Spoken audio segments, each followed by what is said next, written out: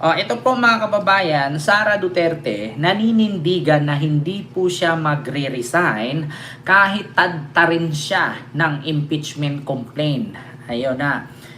Pakinggan natin na mga kababayan yung sagot ni Sara. No? Kung may impeachment ka, i-impeach nyo. Pero hindi ako magre-resign kasi nga nagserbisyo ako sa 32 million katao. Nako. Ito ha mga kababayan. Ito na nga. Diyos ko po, ang sagot ni Sara. Pakinggan natin ha, mga kababayan. Pakinggan natin. Hindi ako magre-resign. Kung meron kayong impeachment, edi i-impeach ninyo ako. Pero hindi talaga ako aalis kung saan ako nilagay ng mga tao. Kasi tiwala nila yung binigay nila sa akin. So, in consideration, yung issue ng... Hindi ako magre-resign. Kung meron kayong impeachment, edi i-impeach ninyo ako. Pero hindi talaga ako aalis kung saan ako nilagay ng mga tao. Kasi tiwala nila yung binigay nila sa akin. So, in consideration, yung issue ng... Hindi ako magre-resign. Kung meron kayong impeachment, edi i-impeach ninyo ako. Pero hindi talaga ako aalis kung saan ako nilagay ng mga tao. Kasi tiwala nila yung binigay nila sa akin. Ayun na, narinig nyo mga kababayan. Ganun ba, Mitch Pin Vlog? So, narinig nyo. Kung meron mang impeachment, kahit i-impeach daw siya, hindi siya magre-resign. So, dyan pa lang mga kababayan, may plano nga talagang manggulo. Magugulo talaga ito mga kababayan. Bakit? Kasi ang paninindigan ni Sara dyan, binoto siya ng 32 million katao. Ewan ko kung meron pa yan ngayon. 32 million ang bumoto sa kanya. So, hindi siya mag-resign kahit i-impeach daw siya. So, ngayon mga kababayan, ang tanong, anong mangyari kung hindi siya aalis sa pwesto? Anong mangyari kung hindi siya bababa kahit impeach na siya? Ang mangyari dyan mga kababayan, kakalad ka rin talaga siya palabas. Diba? Siyempre, impeach ka na, napatunayan, may kasalanan ka. Halimbawa, na-impeach ka, may patunay. Diba? Yung mga ebidensya, yung mga investigasyon, yung mga pagkakalkal, no? Mga kababayan. So, pag napatunayan yon at nadala sa Korte Suprema at nadala sa Ombudsman, sa madaling salita dyan mga kababayan, kakalad ka rin talaga siya. Siyempre, kung ipapadlock man niya ang OBP, hindi naman siya siguro habang buhay dyan sa OBP. No? Pero ito mga kababayan na ito, ina-analyze ko lang, ina-advance ako mag-isip. No? Ina-advance ko mag-isip. Ang nasa isip ko dito, kung sakaling ma-impeach si Sara, halimbawa, idiniklarang impeach na siya, no? Syempre, pag na-impeach siya, ibig sabihin, kung yung mga kaso na yan, ang patong-patong na mga kaso na yan, once na mapatunayan sa Congress at sa Senate na impeach siya at napatunayan na lahat ng bintang sa kanya ay totoo at may ebidensya, 100% sigurado, so, automatic yan mga kababayan, magiging kaso yan. No? So, kapag na-impeach, napatunayan ito na may katiwalian siya, pag nanakaw, pagtanggap ng pera sa droga, pagtanggap ng pera sa pogo, ayan, lahat ng kasinungalingan na sinabi niya ay napatunayan na lahat yan ay totoo at accurate, lahat ng mga ebidensya at saka mga witnesses, mga kababayan, ang mangyari dyan, automatic yan, kaso. So, kapag kaso yan, kasi na-impeach siya, syempre, po-process pa yan. Hindi naman po mga kababayan na ura-urada pag na-impeach agad ay tatanggalin siya. Hindi po. Pag na-impeach po siya, dineklara siyang impeach, ang mangyari po dyan, aarestuhin siya sa pamamagitan na yung mga ebidensya na kinalkal at iniimbestigahan ay positibo laban sa kanya. Impeach siya, tapos another filing of case yan. Either conviction or acquittal. Kasi kung may ebidensya mga kababayan, ang kahulugan dyan is conviction. Kung walang ebidensya, ang kalabasan dyan, acquittal. No? Di ba? Ano sabi ni Leticia? Ano daw? Antayin mo, mapahiya ka kasi huhulihin ka dahil ikukulong ka. Hahaha, sabi ni Leticia Zamora. Ayan. So, ngayon mga kababayan, ganun yan ganun ang mangyayari dyan. Ma'am Aymalay ko, hilo po. Ganun ang mangyayari dyan. Kung sakali na mapatunayan lahat ng ebidensya na ibinato sa kanya, lahat ng complaint, no? Yung 1, 2, 3, 4 or sabihin natin 3 and 4 complaint na lang ng impeachment niya, lahat ng inilagay doon na grounds ay mapatunayan na may ebidensya at pasok sa banga. Tandaan niyo mga kababayan na ito, isipin yung mabuti. Sa Senado, iilan lang dyan ang abogado. Ha? Sa Senado, iilan lang ang abogado dyan. Sa Kongreso, habang tinatalakay itong impeachment complaint ni Sara, halos lahat ng nakapaligid doon, puro abogado. Ha? Yung nasa Congress, na mga mambabata sa Kongreso, puro abogado yun kanina. Kaya nga, yung kanilang pinag-uusapan, mga kababayan, ay lahat yun based sa utak ng mga lawyer. Ito, sabi ni Esther Pornilios. Ano daw? Pornilos? Aywan ko sa iyo, Ken, puro kakuda. Wala kang pakialam kung magkukuda ako, Esther. Anong gusto mo sa akin? Itikom ko bibig ko. Kapag DDS, sila lang ang magkukuda. Kami, hindi. Kapal naman ang pagmumukha ninyo. Biniligyan tayo ng bunganga ng Panginoon para isalita. Hindi tayo nilagyan ng bunganga para bungiin. At yung ngungo nga, nagsasalita Kami pa kaya na hindi ngungo. Yung bingot nga sa kabila, yaw-yaw ng yaw-yaw kahit hindi naintindihan. Tapos kaming hindi bingot, wala ng karapatan. Ang kapal naman ang pagmumukha mo kung aanuhin mo kaming kuda, kami ng kuda. Yung bingot nga sa kabila na vlogger, hindi na nga maintindihan. Fake news pa. Kuda nga ng kuda. Kami dito na may sources. Kami dito na bawat sinasabi ni Sara na walang kwenta ay ipinakita namin sa inyo. Pupunain nyo kami, kuda kami ng kuda. Natural.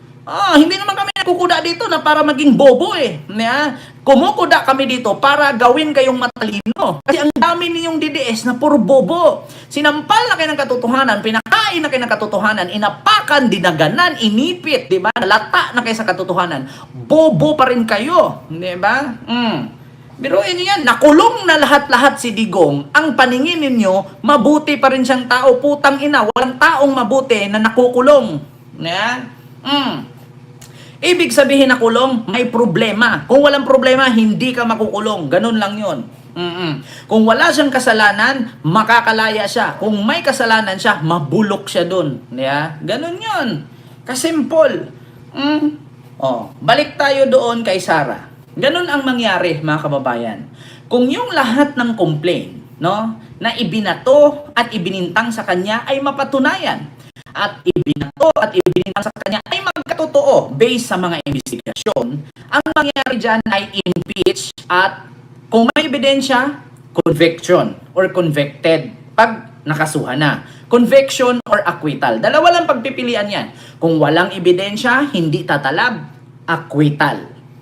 Kung may ebidensya at tatalab, conviction. Ganun lang kasimple.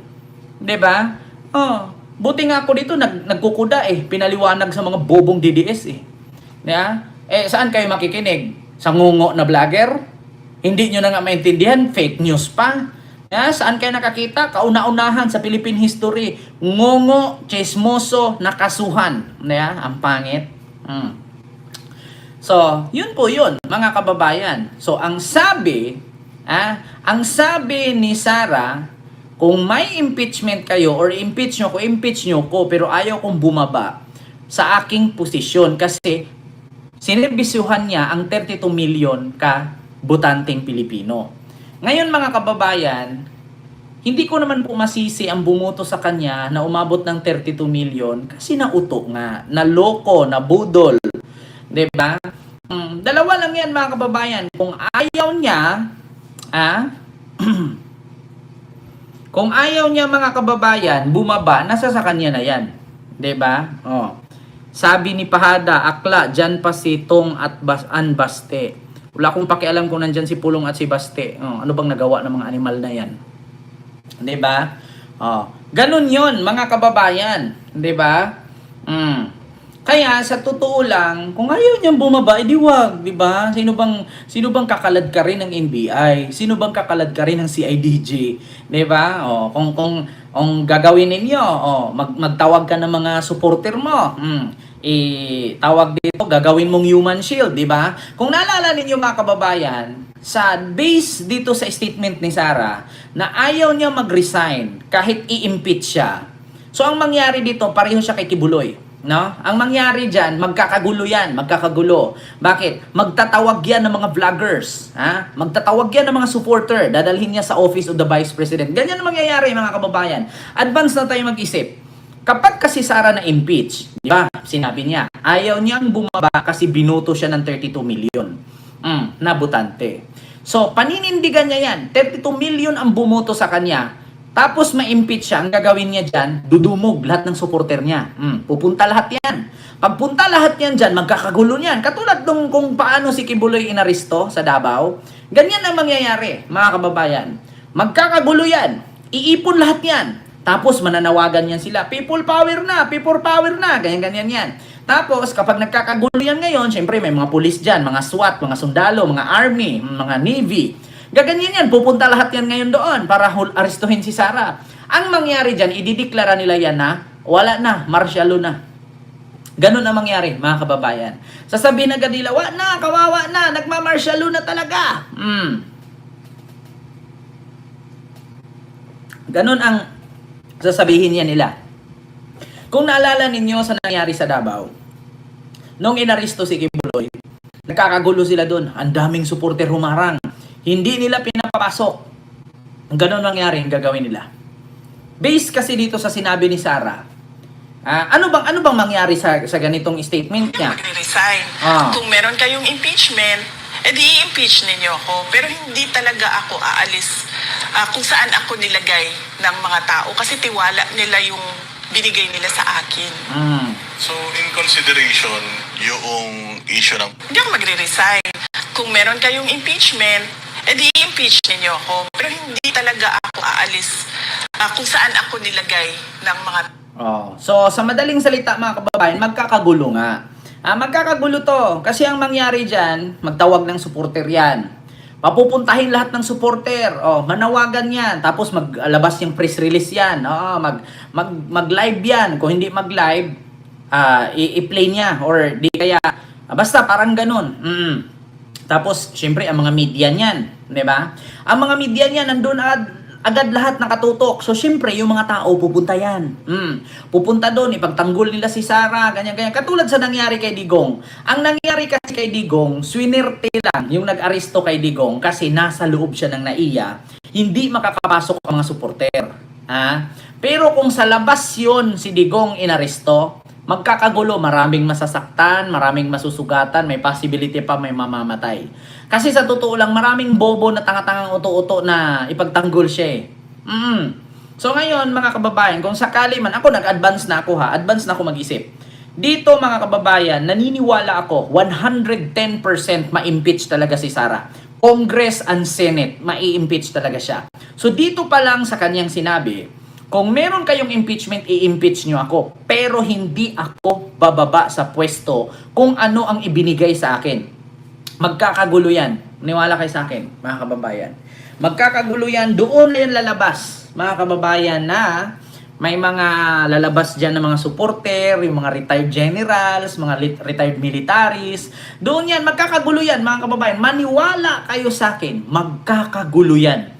Hindi yan si Sara aalis, hindi yan si Sara lalabas sa lungga niya dyan sa OBP. Kapag ka ideklara na yan na siya ay impeach, hindi aalis yan, hindi lalabas yan. Mga kababayan. Ito ang mangyayari dyan, magkakagulo yan. Magkakagulo, may mga darating na mga supporter yan, lahat yan. Maniwala kayo sa akin. Gulo talaga yan. Ako na magsabi. Hindi bababa sa posisyon niya kasi ang paninindigan niya yan, binoto siya ng 32 million katao at hindi siya magpapadala sa isa, dalawa taong, 4 na tao lang na nag-complain sa kanya. Kasi ang paninindigan niya, 32 million ang bumoto sa kanya. 'Di ba? Ganun 'yun, mga kababayan. Hindi yan bababa. Maniwala kayo sa akin, magkakagulo pa yan. Si Kibuloy nga, kung hindi bubumbahin, hindi lalabas Kung naalala nyo, si Kibuloy, ilang araw bago lumabas, nagkukubkub pa ng lupa. Sila ang PNP at ang CIDJ, di ba? Ilang pulis pa ang pumunta doon sa compound, ilang pulis pa ang binuhusan ng Alam mo yung paminta sa mata, yung maanghang, inisprehan? Nakita nyo, yung pulis, ilang pulis pa doon ang binastos, sinigaw-sigawan at minura-mura ng mga supporter nilang bobo. Ganyan ang mangyayari, mga kababayan. Ganyan ang mangyayari. Magkakagulo yan. Siyempre, sinabi na niya mismo, kung may impeachment kayo, impeach nyo ako. Pero hindi ako bababa sa posisyon ko kasi binuto ako ng 32 million katao. Yan ang paninindigan niya. Tapos magtawag yan ngayon. Siyempre, kung ano ang nangyari kay Kibuloy noon, naalala ninyo, 12 days silang nagrally-rally. 12 days silang nagrally-rally doon sa Liwasang Bonifacio. Naalala nyo yan? Nako. Ang mangyari dyan, mga kababayan, either hagisan siya ng granada, hagisan siya ng tergas, tsaka siya lalabas. Ang ano lang kasi dito, ang kawawa dito, yung mga bobong supporter. Kasi pagtatanggol talaga nila yan. Haharang sila sa dadaanan ng pulis, makikipagbardagulan sila dyan. Tapos dito mo maranasan magbatuhan, paluan ng batuta. Marami na namang pulis ang masasaktan dyan. Marami na namang sibilyan na nauto, na mabubugbog, mahagisan ng tergas, mapalo ng batuta, mabomba ng water cannon, ng bumbero, ganyan yan. Mga kababayan, ganun ang mangyayari dyan.